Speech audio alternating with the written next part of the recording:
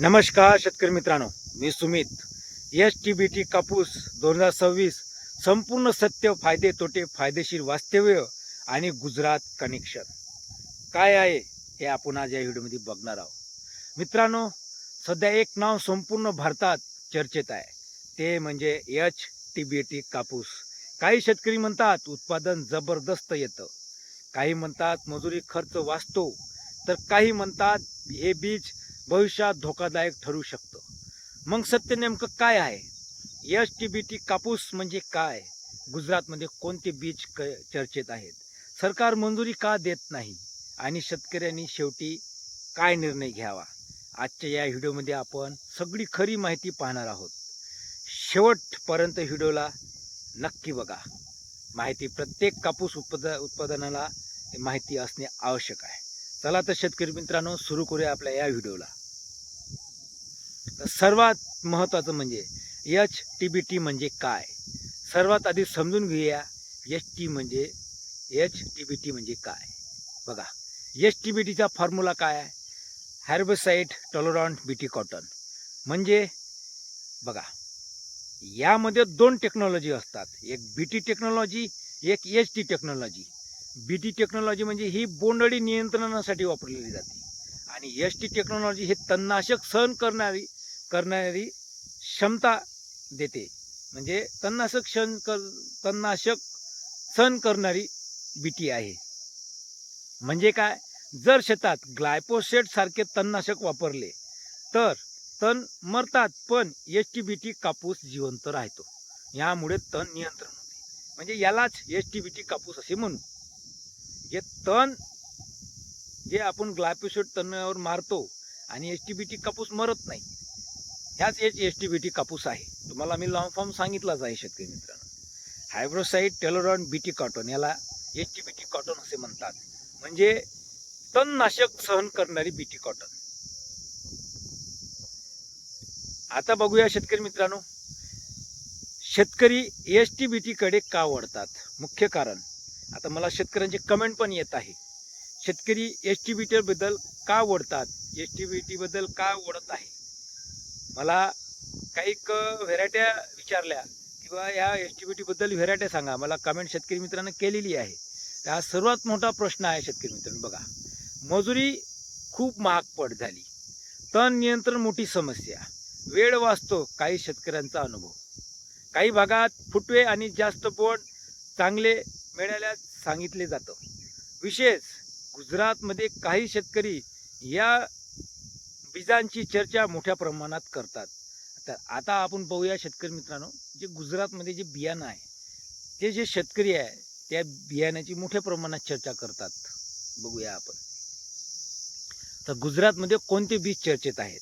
मित्रांनो, आता आपण नावाबद्दल बोलूया. गुजरातमध्ये काही शेतकऱ्यांनी खालील प्रकारची चर्चा जास्त ऐकायला मिळतात. ते बियाणं म्हणजे US 7067, RCH 776, सुपर 971 आणि NSCH 4341 आणि GPCH 9999. काही भागात हे बीज उत्पादन देतात असा अनुभव सांगितला जातो. पण इथे एक महत्त्वाची गोष्ट लक्षात ठेवा शेतकरी मित्रांनो, प्रत्येक शेतात एकसारखे उत्पादन मिळणं हे शक्य नाही. याला वातावरण, आपलं नियोजन आणि आपलं खत व्यवस्थापन आणि सर्वात महत्त्वाचं म्हणजे बीज हे चांगल्या पद्धतीचं असलं आवश्यक आहे. तेव्हाच कुठं आपल्याला उत्पादन मिळू शकते शेतकरी मित्रांनो. आता बघूया एच-टी-बी-टीचे फायदे काय आहे. शेतकऱ्यांना कोणते फायदे होतात एच-टी-बी-टीचे? तण नियंत्रण सोपं, सुरुवातीच्या अवस्थेत तण कमी राहतं, मजुरी खर्च कमी, खुरपणी खर्च कमी होतो, वेळ वाचतो, मोठ्या शेतात काम जलद होते, वाढ चांगली, तण कमी असल्याने पिकाची सुरुवातीची वाढ चांगली राहू शकते. काही शेतकऱ्यांचं चांगलं उत्पादन म्हणजे योग्य हवामान आणि व्यवस्थापन असेल तर काहींना चांगला अनुभव येतो शेतकरी मित्रांनो या एच-टी-बी-टीच्या कापसाचा. तर आता खरी वास्तव काय आहे? मित्रांनो, आता आपण त्या गोष्टी बोलणार आहोत ज्या फार कमी लोकांना सांगतात आणि फार कमी लोकांना माहिती आहे. भारतात मंजुरी नाही, एस-टी-बी-टी कापसाला भारत सरकारची अधिकृत मंजुरी नाही. नकली बीज मोठ्या प्रमाणात बाजारात नकली आणि कॉफी बीज खूप आहेत. उगवण कमी होण्याची शक्यता. काही वेळा बीजाची गुणवत्ता खराब असते. तण प्रतिकार बनतात म्हणजे तण जे आहे तणकड जे आहे ते त्याची इम्युनिटी पॉवर आहे, जे प्रतिकारशील शक्ती आहे ती खूप वाढतात. म्हणजे वारंवार एकच औषध वापरल्याने तण मजबूत होतात शेतकरी मित्रांनो, हे मात्र तुम्ही विसरू नका. जमिनीवर परिणाम. अति रासायनिक वापरल्यामुळे सूक्ष्मजीवावर परिणाम होऊ शकतो. चुकीची फवारणी धोकादायक. शेजारचे पीक खराब होऊ शकतं शेतकरी मित्रांनो. सरकार मंजुरी का देत नाही? आता शेतकऱ्यांना प्रश्न पडतो, सरकार मंजुरी का देत नाही? हा प्रश्न खूप शेतकऱ्यांना विचारतात. सरकार आणि वैज्ञानिक काही कारणे सांगतात. बघा, पर्यावरणावर परिणाम, तण प्रतिकार होण्याचा धोका, नियंत्रण नसलेली विक्री, जैवविविधतेवर परिणाम. म्हणून अजून अधिकृत मंजुरी दिलेली नाही आहे सरकारने. हे शेतकऱ्यांनी समजून आणि हे माहिती असणे आवश्यक आहे शेतकरी मित्रांनो. आता शेतकऱ्यांनी काय काळजी घ्यावी? बघा, आता शेतकऱ्यांनी काय काळजी घ्यावी? आता आपण बीटी कॉटन लावतो, बिल घेऊनच बीज घ्या. पॅकिंग तपासा, उगवण हमी विचारा, कृषी अधिकाऱ्यांचा सल्ला घ्या.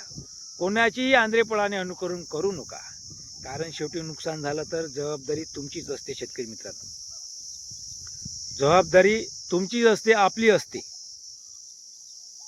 आता सर्वात महत्त्वाचा संदेश शेतकरी मित्रांनो, बीज कोणतेही असो, जर योग्य खत व्यवस्थापन, योग्य पाण्याचे नियोजन, वेळेवर फवारणी, संतुलित अन्नद्रव्य, गुलाबी बोंडअळीचे नियंत्रण, हे सगळं व्यवस्थित असलं तरच उत्पादन वाढतं शेतकरी मित्रांनो. पण मी पहिल्यांदा सांगितलं, बीज कोणतंही असो, पण बीज हे व्यवस्थितच असले पाहिजे. हा सर्वात मोठा प्रश्न आहे शेतकरी मित्रांनो. शेतकरी मित्रांनो, आता तुम्ही तुमच्या भागात यावर्षी काय लागवड करणार आहे? एस-टी-बी-टी कॉटन लावणार आहे की बीटी कॉटन लावणार आहे? नक्की तुमच्या प्रतिक्रिया नक्की सांगा शेतकरी मित्रांनो. तुमचं मत काय आहे? तुमच्या भागात कोणते बीज चांगले चालतात? कॉमेंटमध्ये नक्की सांगा. आणि मी तर तुम्हाला पूर्ण माहिती सांगितलेली आहे. एस-टी-बी-टी कॉटन काय आहे, लावल्याने काय फायदे होतात आणि काय नुकसान होतात. आणि जर ते बीटी चांगलं बियाणं असलं तर फायदा होईलच, आणि चांगलं नसलं तर फायदा याची काही गॅरंटी नाही आहे शेतकरी मित्रांनो. एस-टी-बी-टीची कॉटनची काही गॅरंटी नाही आहे. आता मी तुम्हाला एकच सल्ला देणार, तर बीटी कॉटनच लावा. एस-टी-बी-टी कॉटनकडे ओढू नका, कारण की वर्ष सालगुण सारखे राहत नाही. वर्ष सालगुण सारखे राहत नाही. तर जोपर्यंत आपल्याला सरकार परमिशन देत नाही, जोपर्यंत पूर्ण भारतात हे लागू होत नाही, सर्व शेतकऱ्यांनी पेरावा, मान्यता मिळत नाही, बिल मिळत नाही, ओरिजिनल हमी मिळत नाही. जर एस-टी-बी-टी कॉटन आपण लावली, पाणी पाऊस आपल्या हातचा नाही आहे शेतकरी मित्रांनो, तर तुम्ही याच्याकडे ओढू नका. हेच मी तुम्हाला सांगणार आहे. तर शेतकरी मित्रांनो, व्हिडिओ उपयुक्त वाटला असेल तर लाईक करा, चॅनलला सबस्क्राईब करा आणि आपल्या शेतकरी मित्राचं व्हिडिओला नक्की पोचवा. आता अशाच नवीन नवीन माहितीसाठी मी व्हिडिओ बनवत असतो शेतकरी मित्रांनो, आणि माझा अनुभव तुम्हाला सांगतो. आणि जे शेतकऱ्यांना ज्याबद्दल माहिती नाही ते मी माझ्या व्हिडिओच्या माध्यमातून, माझ्या चॅनलच्या माध्यमातून तुम्हाला पोहोचवतो. तुम्हाला ही माहिती कशी वाटली नक्की सांगा, नक्की तुमच्या प्रतिक्रिया सांगा. पुन्हा भेटूया नेक्स्ट व्हिडिओमध्ये. जय जवान, जय किसान. धन्यवाद.